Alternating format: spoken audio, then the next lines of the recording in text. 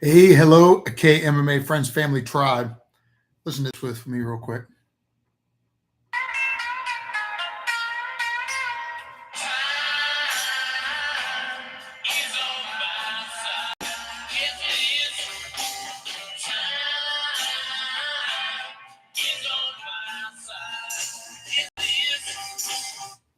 Well, if you are old enough to remember and have enjoyed that great Rolling Stones song, then you're also old enough to realize, or at least feel, sometimes feel as though time is not on our side.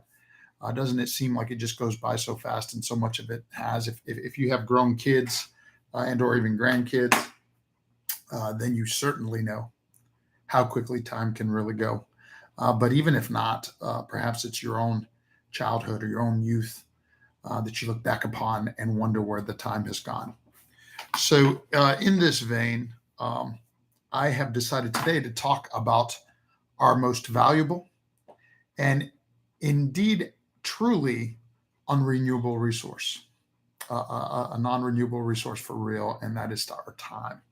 And I want to talk about five things that can help us make the most of our time.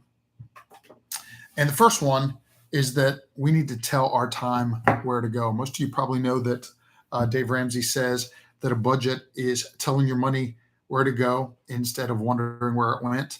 Well, in the same way, our schedule, our planner, our plan, our time plan tells our time where to go, right? And at a minimum, it should be in the daily planner kind of way, something like this that your time that you tell your time where to go. One step further, before I even get to my daily, my weekly, my monthly, and actually today I'm going to be working on my quarterly planning.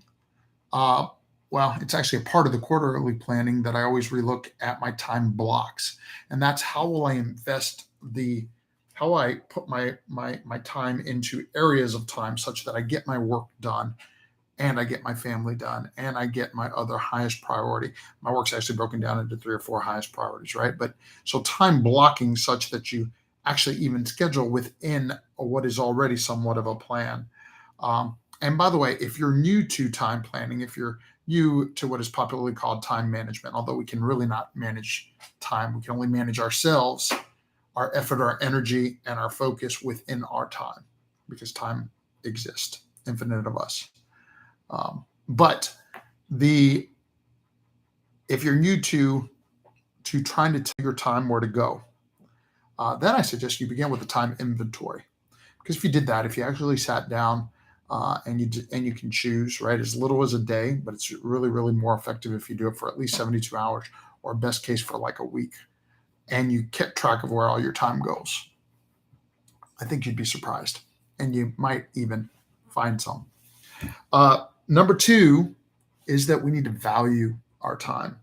When you think about the words that people use around time, you got to wonder if they even value or respect their time, right? Because you'll hear people say things like they're spending their time, they're passing their time, or worst of all, of course, wasting some time. And time isn't something to waste as our most valuable and most non-renewable resource. It's something to value, savor, and invest. And when I say investing our time, we can be investing it in our life. And if we're investing time in our life, it means that we're making sure that we apply our time and our energy in the direction of our roles and goals and dreams.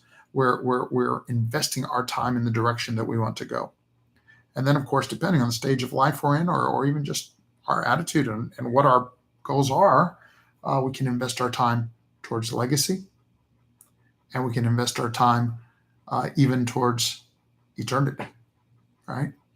Um, Speaking of the legacy piece, you may be blessed like me, where you get to invest in your children and your grandchildren, or really blessed like me, where what I get to do for my passion and my purpose and my calling in life is an investment in so many people's futures, especially kids and youth and teens, but even young adults. And it's by the way, it's a great blessing and it's a great responsibility if you happen to be one of those that is an educator in any way that gets to sow into raising them up in the way they should go. Uh, uh, Again, even if it's only your own kids, it's such an important piece of legacy, right? And number three is we have to control our time. Somebody is in control always. This is true of our thoughts and our beliefs and our actions, and it's true of our time. If we're not careful, somebody else, something else is controlling our time. Just take a look sometime and check how often your check screen time, check social media, check YouTube videos, whatever it is, and you may be surprised to find that you fall into holes, and maybe not. Look, I'm not judging nor trying to make assumptions about anyone. I'm only saying that if we're not very conscious and deliberate with where we invest our own time, there's so many other ways, like more than ever before in history, there's so many other things to rob it from us. And then we just really will be on the other side wondering where it went. The fourth thing I wrote down this morning is we can grow it. Now, this one, of course, seems contradictory to when I said it's our most non-renewable resource, and of course it is. Of course, we also know it's true that in reality, none of us can control it, right? Like none of us can, what is it? Even knows the number of hairs upon our head. We can't change any of that. What we can do, we can only control ourselves within it. And we don't know, we honestly don't know if we'll be alive tomorrow. That's maybe one of the most important lessons that comes to us with the wisdom of age, which is one of the blessings of time. But when I say grow it, this is what I really mean. We can kind of make more of it just by the way in which we manage ourselves within it. For example, because I have a habit of getting up early, I'm able to get in several productive hours that may otherwise be gone to sleeping. And by the way, don't get me wrong, you have to get enough sleep. You get your 7-8 hours of sleep a night. But but if you can get those hours like between 6 and 9 or 6 whenever you leave for work, right? Like those are valuable hours, right? As just one example. There's a gentleman named Ed Milet who has a very, very interesting philosophy I've started to play with, and it's and what he does is he fits several days into the day. And again, it's just a paradigm thing. It's just he breaks his day into I think he says 4 or 6 hour blocks so that he can get 4 days into one person's average day. And what it does is it causes him is he has goals for each day. So now all of a sudden he actually gets 4 times as many things done, right? So here's another way. And then of course, the other way we can grow it is by living healthier, right? Like I had some bad habits in youth that I'm so glad I've left behind. And, the things that we eat, the way that we eat, how often we eat, like so many things that as we age should begin to change to increase our chances of longevity. Well, we know that ultimately it's not totally up to us, but we sure can do things to improve or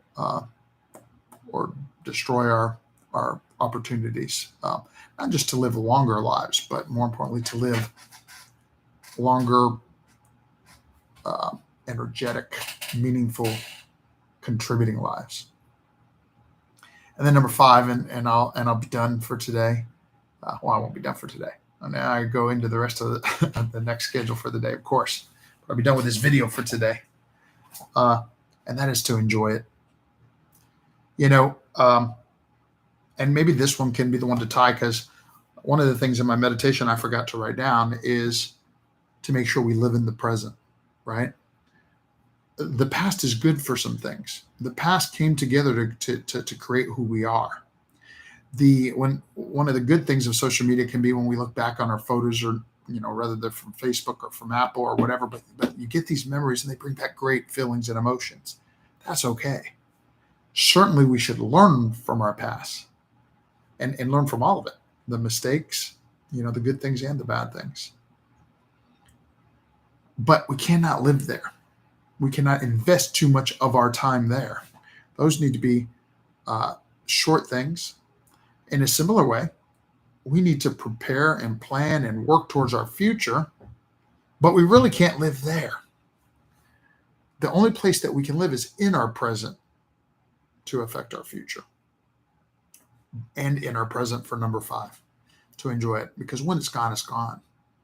So what we have to do is look, man, I am one to look at the memories of my kids when they were little and miss that season.